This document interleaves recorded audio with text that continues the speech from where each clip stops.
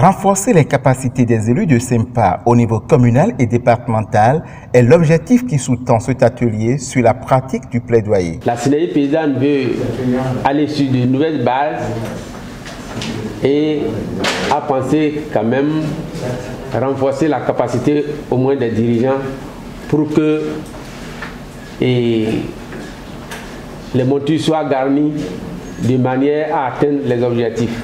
Venus de différentes localités, ces élus ont eu les connaissances nécessaires afin de mener à bien des plaidoyers. Ainsi, à travers différentes communications, ils ont cerné les types de plaidoyers et stratégies adaptés au monde paysan. La formation dans son déroulement, ça a été vraiment très simple à la disposition des paysans. C'est-à-dire que ce n'était pas quelqu'un qui est venu peut-être travailler avec des gros mots, mais ça a été vraiment à la notion des paysans. Donc à part ça, je pense que c'est ça qu'il faut pour la synergie paysanne. Il faut donner des outils aux élus pour que les élus fassent leur travail sur le terrain.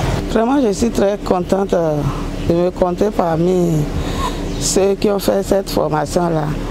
Dans la formation, j'ai vu que ce n'est pas uniquement que des hommes. Donc il y a les femmes aussi là qui sont incluses dedans. Vraiment, ça m'a très impressionné, ça m'a motivé. Et puis, arrivé à la base, je saurais quoi dire à mes collègues de la base.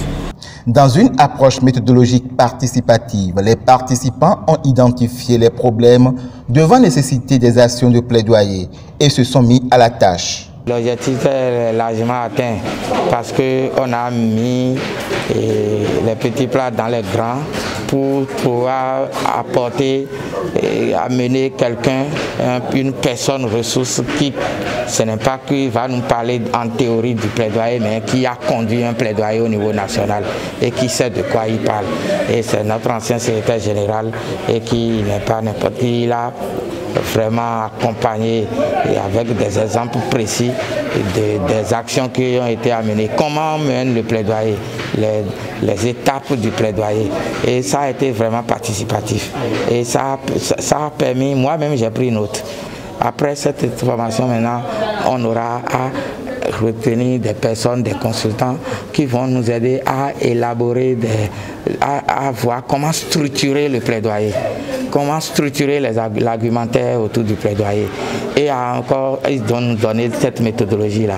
Cet atelier, qui est une initiative de synergie paysanne, a bénéficié du soutien financier de la coopération suisse et du SOS Fin.